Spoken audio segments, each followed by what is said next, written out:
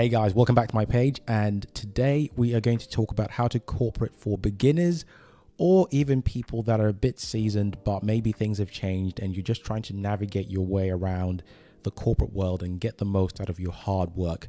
I will split this video into two parts because there's going to be a lot to talk about, but effectively this comes from a question from a user that follows me both on YouTube and TikTok. Thank you so much to my 50 plus subscribers. I really appreciate it. But anyway, let's get to the question. Michael, can you talk about how to track your work progress, performance achievements, and how to present these when seeking raises and performance reviews? Well, this is a very good question. Thank you very much. The first part of this video really looks at how to track your performance and what you're doing. The second part will be the how to actually present this back so that you can have a fighting chance to get that bonus or promotion. With that being said, if you don't care too much and you want the summary of this video, in part one, effectively what you have to ensure you do is that you achieve goals that support your manager and your team. What I mean by this is that everything that you do at work has to ensure that you make either your manager or your head of department or the director of your line management look good. If your entire team looks good because of something that you've done, that will be rewarded. You have to make the people you work with look good. And this is not just a vanity thing. This is to ensure that the entire department meets its objectives. And in doing so, if you can do this, if you can focus on this outcome, you will do well. The second thing is, obviously, you're going to use whatever tool of your choice. But what I want you to focus on is not the tool, but rather the questions that you are asking. You have to ask yourself, what have you been asked to do? Document this, write this down. And then you have to also understand, how is what you are doing linked to the organizational strategy? But more importantly, how is it linked to the department's strategy and objectives? The third important thing is, because you did something, what was the outcome of that? What were the results? And finally, you need to ask the manager or the head of the other department. Typically, that's what tends to happen in these corporations, is that you're working for somebody who you might not be reporting to directly. And you should ask them to give you some feedback on the work that you've done and how it's contributed to the department or the strategy. And as obvious, you should make sure you highlight everything that you've done and why you've done it, so that this makes your manager and your manager's manager look good. And this ultimately makes the whole team succeed. This is what team play is all about. And that is the too long don't care part. Thank you very much for watching this video. If you enjoy this content, please give this page a follow. But for those that want to watch more, let's carry on. In part one of tracking your progress, how does this align to the department strategy? When you are working in a corporation or any sort of organization that's medium to large size, you will report to a manager who tends to report to a head of department, who tends to report to a director as well. When you are working, you will have your peers in your department, and then you will have peers from other departments. These are people on the same level as you, doing work at the similar level. They might come to you and ask you to do something for them as a favor or to help them out on a project. You will also have other managers who report to the same line management level as your direct manager. And you will also have a head of department who is in another separate department. You will have all these people, effectively, they'll be coming towards you to ask for assistance because you tend to be a subject matter expert or you are good at what you are doing. Do not turn this work down always, but you have to prioritize this work. And if you do take on more work, ensure that your manager understands what you are working on, because your manager needs to first also assess whether you have the bandwidth, corporate lingo, understand whether you have the bandwidth to take this on. And if you don't, they will probably ask you to decline the work.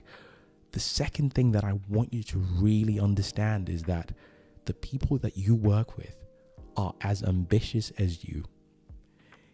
You should be talking about all of your achievements. You need to tell people what you have done and how it's contributed to the overall company's performance and objectives.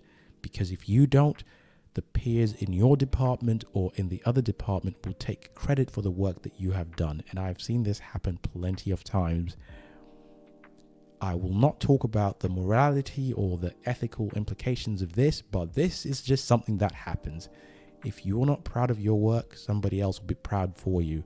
I hope this all makes sense, but effectively, you have to understand the company's hierarchy and structure, and you need to understand the work that you're doing. And you have to effectively make sure that you are understanding that what you are doing, how does it affect everyone in the chain above you? Because you might be doing something for this person here, but it has no implications on what happens to the overall strategy. Now, if you have the capacity for it, then that's fine.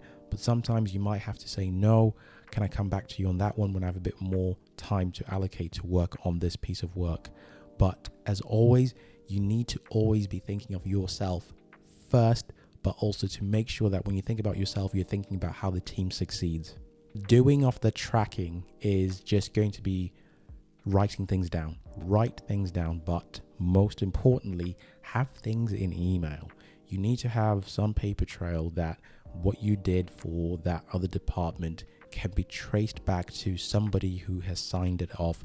Effectively, find out how your work is going to be used. What is the point of doing this work? How can I justify this work to my manager or the department? Because I might be getting cross-charged to working on this piece of work.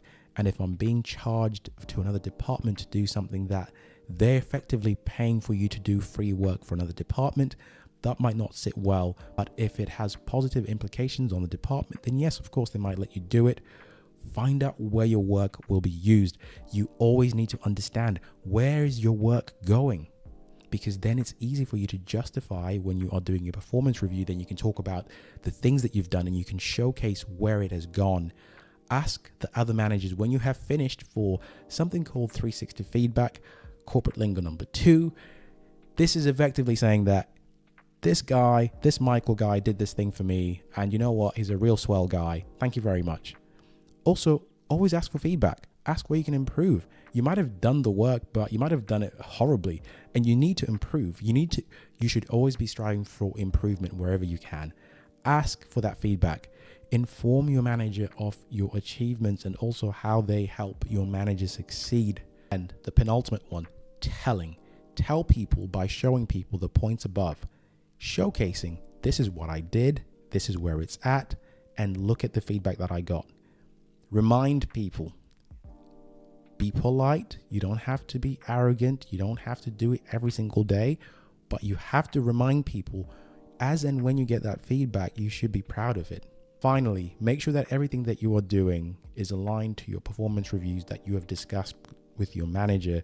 This is important because ultimately this will also go towards the justification for what your final performance review mark is, also known as your bonus mark. If you are achieving, that means that you'll probably get the typical 10 to 15% bonus. If you are exceeding, then you will be in the realms of the 20 to 25% bonus. And if you are outstanding, then it's probably 30 to 50% bonus.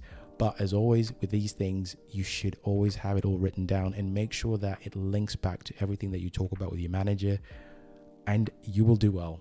I've added that template again. This is just a simple template. There are plenty of other ones that you can find online that are probably better than this one, but this is the one that I use. It's easy to explain and condense to people.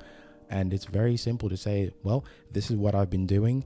This is how it links to the strategy. Here are the results. And it's been signed off by the person who I did the work for. If in doubt, network. This is the most powerful tool.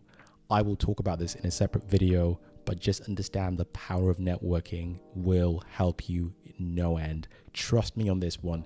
The other things that I've talked about before matter, but not as much as this. That wraps up this video. Thank you for watching. I really appreciate it. If you enjoy this content, please give this page a follow. If you have any more questions, leave comments below. I do try to get back to everyone. If you have other videos that you want me to make for you, also please let me know in the comments below. And yeah, I just wish you guys well. I hope you do well. This is important stuff. you have to be proud of what you're doing and you have to talk about it. But in part 2, I'm going to talk about how you get that bonus. And this will hopefully not be a controversial video, but I will talk about some strategies that you can employ to ensure that you maximize your hard work so that you get the best possible bonus. Good luck.